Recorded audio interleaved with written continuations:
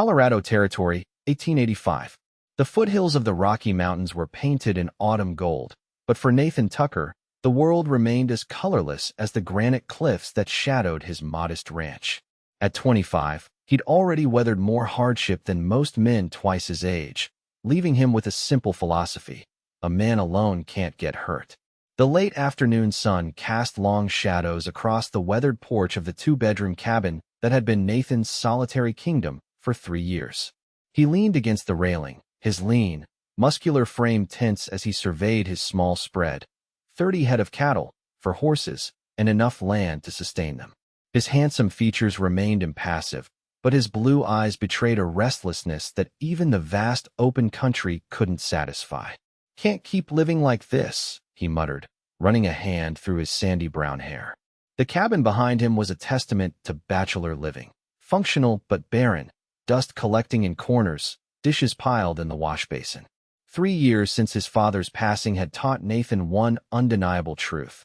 He was a decent rancher, but a terrible housekeeper. Nathan had built his life around independence. His father's slow, painful death from consumption had only reinforced what losing his mother at age 12 had taught him. Attachment was just delayed heartbreak. The frontier had no room for sentiment. It demanded strength, self-reliance, and emotional distance. These were the lessons Nathan lived by, even as loneliness gnawed at him in the quiet evenings. The distant rumble of wagon wheels broke his reverie. Nathan squinted into the sun, making out the stagecoach rolling toward town 5 miles north. New arrivals meant nothing to him. Pine Creek was growing, but Nathan kept his distance from town affairs, venturing in only when supplies ran low. People complicated things, and complications were exactly what he'd structured his life to avoid.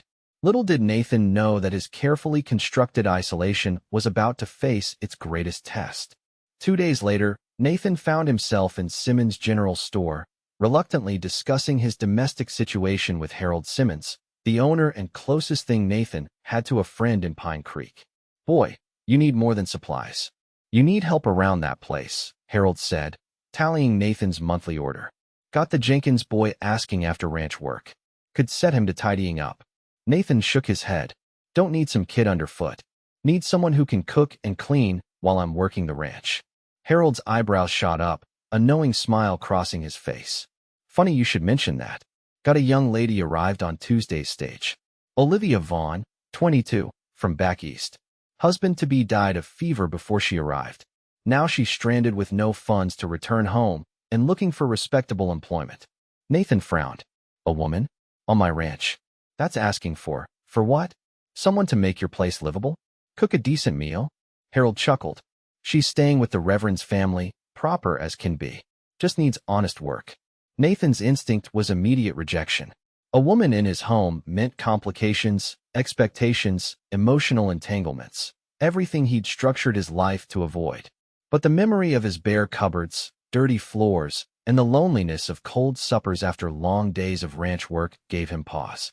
"She any good at cooking?" he asked finally, ignoring Harold's triumphant grin. An hour later, Nathan found himself in the Reverend's parlor, hat in hand, uncomfortably aware of his dusty boots on the clean carpet. When Olivia Vaughn entered the room, he nearly forgot the carefully rehearsed proposition he'd prepared. She was undeniably beautiful, with chestnut hair neatly pinned back from an oval face. Her simple blue dress couldn't disguise her slender figure, but it was her eyes that caught Nathan off guard, warm amber that seemed to see straight through his practiced indifference. At 22, there was both youthful freshness and mature dignity in her bearing. "Mr. Tucker," she said, her voice carrying a slight Eastern accent. "Reverend Williams says you have a proposition regarding employment." Nathan cleared his throat. "Yes, ma'am. I need a housekeeper. 3 meals daily, cleaning, laundry. It's not fancy work, but it's honest. You'd have your own room, Sundays off. I can pay $8 a week." Her expression remained carefully neutral. "May I ask about the nature of your household, Mr. Tucker?" "Just me. Small ranch 5 miles south. 2-bedroom cabin." He hesitated. "It's respectable work, Miss Vaughn. I keep to myself, don't drink much. References in town can vouch for me." The Reverend's wife, who had been silently observing, nodded almost imperceptibly to Olivia. "I would require proper accommodations and respect," Olivia said firmly. and I would need to visit town occasionally for church and supplies. Nathan nodded. I can bring you to town Sundays, and you'll be treated with nothing but respect in my home, Miss Vaughn. You have my word. Something in his straightforward manner seemed to reassure her. After a moment's consideration, she extended her hand. Then I accept your offer, Mr. Tucker. As their hands met briefly, Nathan couldn't shake the feeling that his orderly, solitary world had just tilted on its axis. But a housekeeper was a practical solution to a practical problem, he reminded himself. Nothing more. The first week established their routine with minimal conversation. Nathan rose before dawn, worked until dusk, and returned to find the cabin transformed. Floors swept, windows shined, meals hot and waiting. Olivia moved with quiet efficiency, creating order from chaos with barely a word between them beyond necessary communications. This arrangement suited Nathan perfectly, or so he told himself as he found excuses to return to the cabin during the day, checking tools, retrieving forgotten items, only to find himself lingering to watch Olivia humming as she kneaded bread or hung laundry on the line, her chestnut hair catching the sunlight. On the 8th day, everything changed. A spring thunderstorm rolled in unexpectedly, sending Nathan racing for the cabin as lightning split the sky. He burst through the door, soaked to the skin, to find Olivia standing on a chair, desperately trying to catch rain leaking through the roof into a series of pots and pans. "Let me," he said, quickly taking her place. Their hands brushed as she descended, and for a moment, they stood close enough that Nathan could see droplets of water clinging to her eyelashes. "You're drenched," she said softly, concern replacing her usual reserve. "You'll catch your death. Let me build up the fire."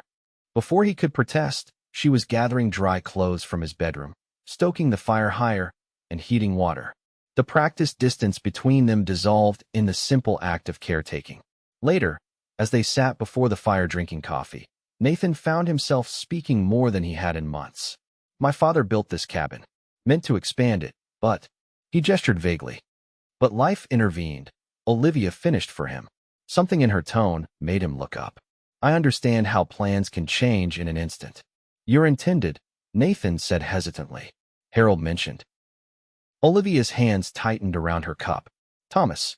We corresponded for 8 months after he placed an advertisement seeking a wife to join him out west. He seemed kind in his letters." She paused. "When I arrived and learned he'd passed, I wondered if perhaps fate was giving me a second chance." Second chance. Her smile held sadness. "To choose my own path, rather than rushing into marriage out of fear of becoming a burden to my uncle's family after my parents died." The revelation that she might have married a stranger out of necessity rather than affection struck Nathan harder than expected. The idea that this composed, capable woman had been driven to such measures made something protective stir within him. "You're not a burden here," he found himself saying. "The place hasn't looked this good since my mother was alive." In the firelight, her amber eyes softened. "Thank you, Mr. Tucker." "Nathan," he corrected, surprising himself.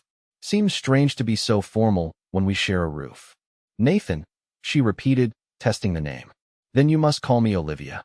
That night, lying in his bed listening to the rain, Nathan confronted an uncomfortable truth. For the first time in years, his home felt alive again. And it terrified him. As spring bloomed across the foothills, Nathan found the walls he'd built around himself developing hairline fractures. Each morning brought new small discoveries. Olivia had planted flowers along the cabin's edge, hung gingham curtains in the kitchen window, placed wildflowers in a mason jar on the table. She was transforming more than his home. Nathan caught himself smiling when he heard her singing as he approached the cabin. He found excuses to linger over breakfast, sharing coffee while dawn broke over the mountains. When she asked about ranch operations, her genuine interest drew out explanations he hadn't realized he was eager to give. One evening in late April, Nathan returned from town with an unexpected package. "What's this?" Olivia asked as he awkwardly thrust the parcel toward her. "Noticed your book was falling apart. Same title was at the Mercantile." Olivia unwrapped the package to reveal a fresh copy of Pride and Prejudice. Her expression of surprise and pleasure made Nathan's heart hammer uncomfortably in his chest. "You noticed," she whispered, fingers tracing the embossed cover. "Hard not to notice things about a person when they're the only other soul around." he said, aiming for casual and missing by a mile. That night, they sat on opposite ends of the sofa while she read aloud. Nathan, who hadn't touched a novel since school days, found himself captivated, not by the story, but by the animation in Olivia's face as she gave voice to characters she clearly cherished. "You've read this before," he observed when she paused to stoke the fire. "Many times." Her smile was almost shy. "It reminds me that first impressions aren't always accurate, that people can change when they truly see each other." Their eyes met across the room, and Nathan felt exposed in a way that had nothing to do with physical vulnerability. She was seeing past the taciturn rancher to the loneliness beneath, and rather than finding it a weakness, she seemed to recognize it as a shared condition. The next morning, Nathan saddled 2 horses. "Thought you might like to see the rest of the ranch," he offered when Olivia appeared on the porch. Her face lit up with such genuine pleasure that Nathan had to look away. They rode through meadows bursting with wildflowers, along the creek that gave the town its name, and up to a ridge that offered views all the way to the snow-capped peaks of the divide. Nathan found himself pointing out places from his childhood: the old mining cabin where his father had first staked his claim, the aspen grove where he'd shot his first deer, the swimming hole where he'd learned to dive. "It's beautiful," Olivia said as they paused to let the horses drink. "You love this land." "It's all I have," Nathan replied automatically. Olivia studied him with those perceptive amber eyes. "Is it all you want?" The question hung in the air between them. Before Nathan could formulate an answer, a distant rumble of thunder broke the moment. "Storm's coming," he said, grateful for the distraction. "We should head back." They were halfway to the cabin when the skies opened. Rain poured down in sheets, turning the trail slick and treacherous.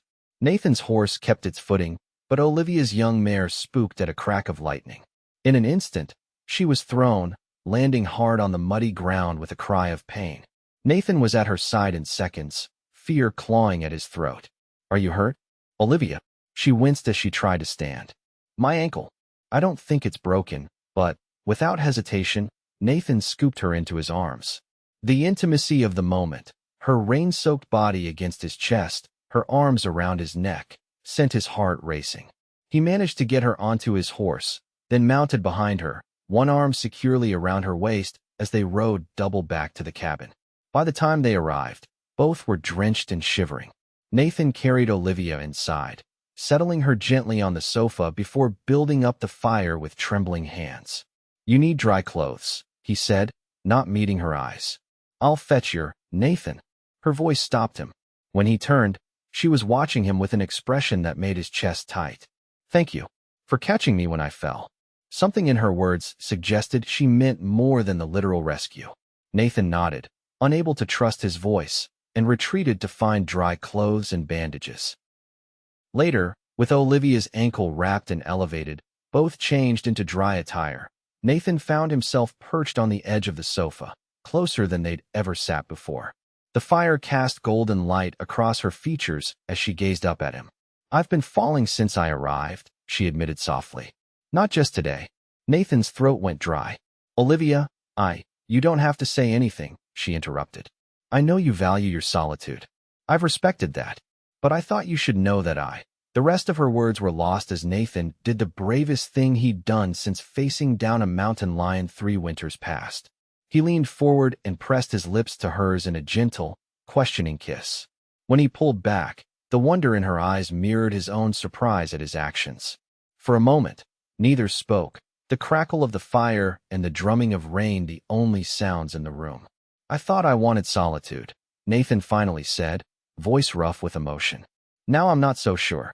Olivia's smile was like sunrise breaking over the mountains.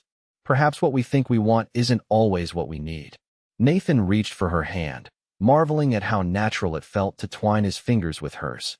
The walls he'd built seemed to crumble a little more with each beat of his heart. But as Olivia drifted to sleep that night, her head resting against his shoulder, Nathan confronted the fear lurking beneath his newfound happiness. Caring meant vulnerability. Vulnerability meant the potential for loss. And loss, as he knew too well, could destroy a man as surely as any bullet. May brought cattle buyers from Denver, increasing Nathan's workload and testing the fragile connection forming between them. Though Olivia's ankle healed quickly, The memory of her in his arms lingered, making their daily interactions charged with unspoken possibility. They fell into new patterns. Shared meals became conversations that stretched into evenings. Nathan found himself telling stories of his parents, memories he'd locked away for years. Olivia spoke of her childhood in Pennsylvania, her dreams of adventure that had led her west.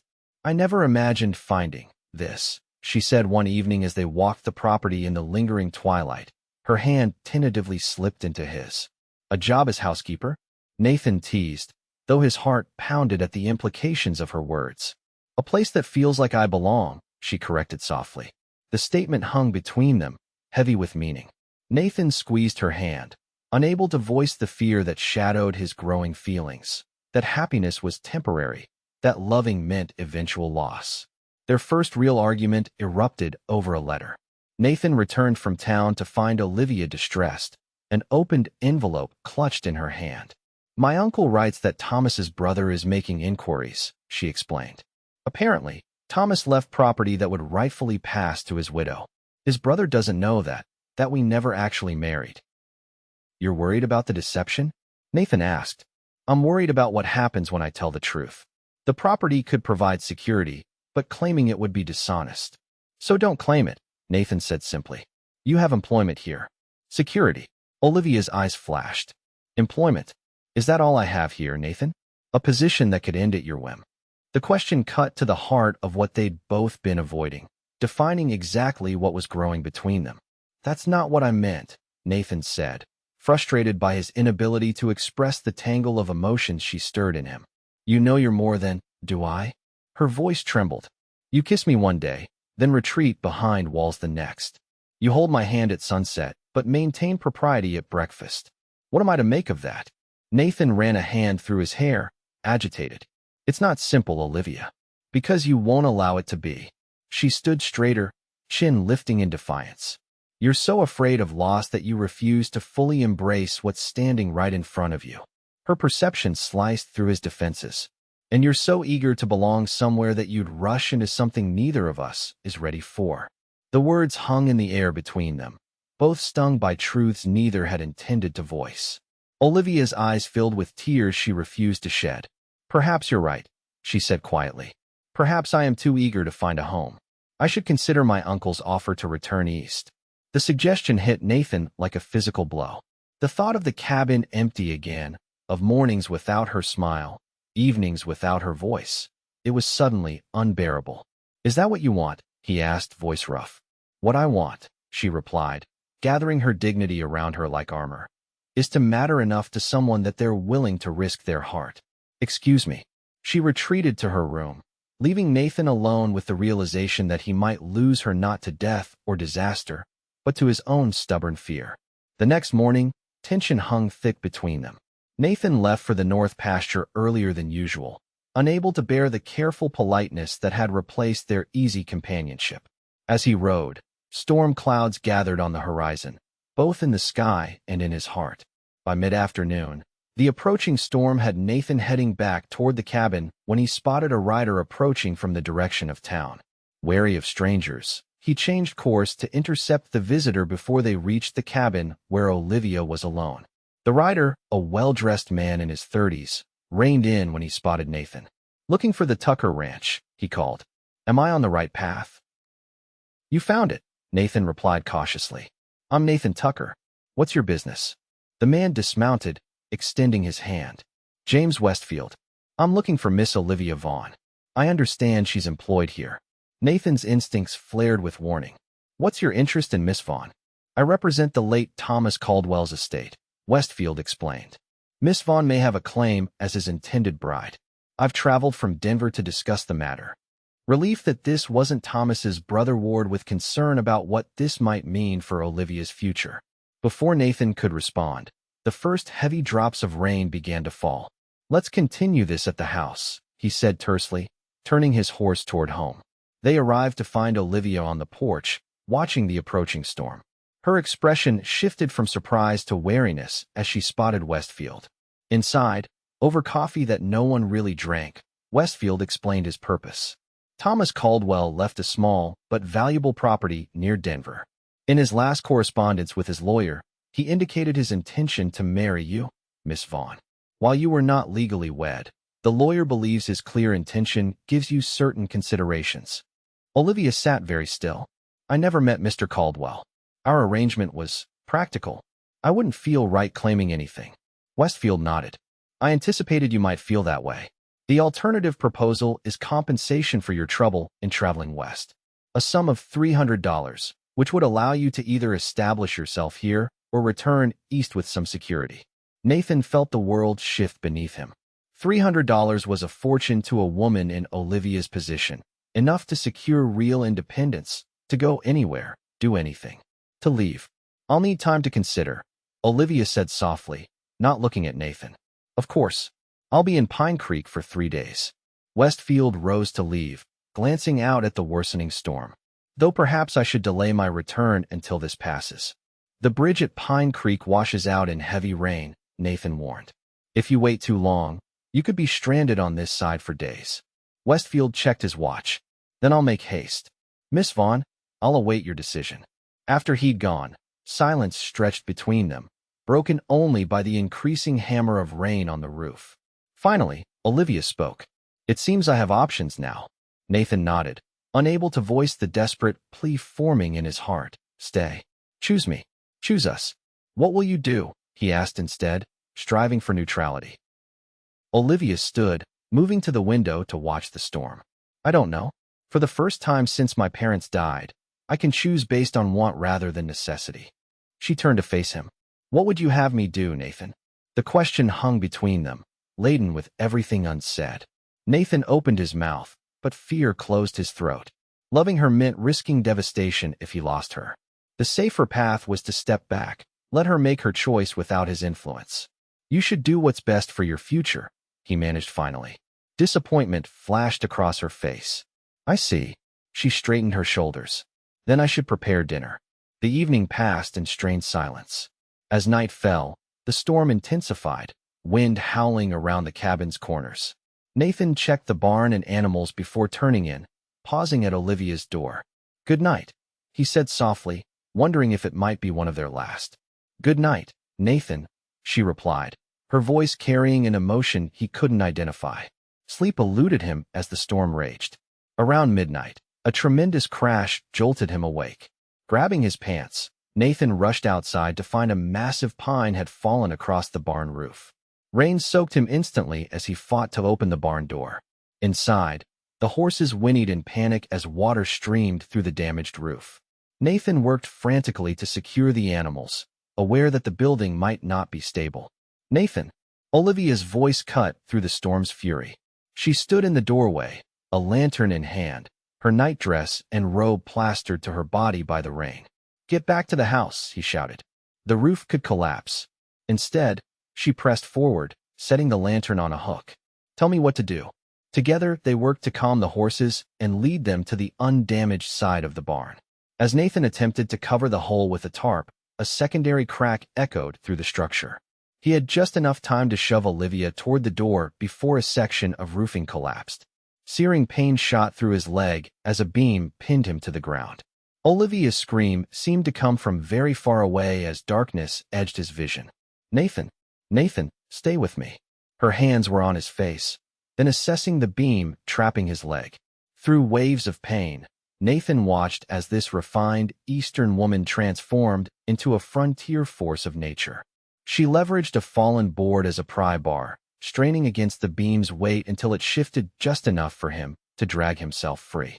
Somehow, she got his arm over her shoulders and helped him limp back to the cabin through the driving rain. Inside, she eased him onto the sofa and cut away his pant leg to reveal a deep gash and already swelling flesh. It might be broken, she said, her voice remarkably steady as she gathered supplies. This will hurt. Nathan gritted his teeth as she cleaned the wound, then wrapped his leg tightly with strips of clean cloth. The pain made him lightheaded, but the tenderness in her touch anchored him. When she finally finished, she sank to the floor beside the sofa, trembling now that the immediate crisis had passed. Her nightclothes were soaked with rain and blood, his blood, her hair a wild tangle around her pale face. You could have been killed, she whispered, voice breaking. So could you, he replied, reaching for her hand. You shouldn't have come out in the storm. Olivia looked up, tears mixing with rainwater on her cheeks. That's exactly why I came. Because you were in danger, and she stopped, swallowing hard. Because I love you, you stubborn, impossible man. The words hung in the air between them, undeniable and transformative. Nathan felt something break loose inside him. Not the pain of loss he'd feared, but the release of a burden he'd carried for too long. Olivia, he breathed, tugging her hand until she moved closer. I've been a fool. Yes, she agreed, a watery smile breaking through her tears. Yes, you have.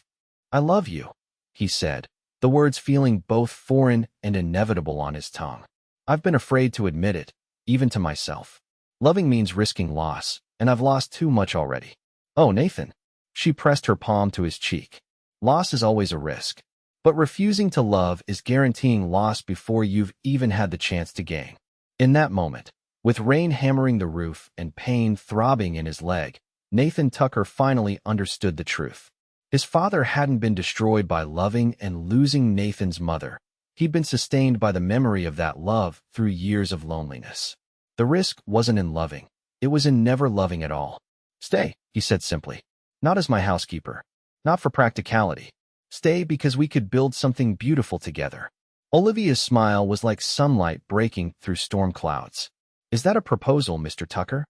It's the beginning of one, Nathan admitted, suddenly aware of how improper this all was. Her in her nightclothes, him half-dressed on the sofa. When I can stand, I'll do it properly. If you'll give me the chance. Her answer was a kiss that promised healing for wounds far deeper than his injured leg. It took 3 days for the storm to clear enough for travel. 3 days of Olivia tending Nathan's injury. 3 days of conversations that stretched into the night as they built the foundation of a shared future. When the doctor finally arrived from town, he confirmed Nathan's leg wasn't broken, merely badly bruised and gashed.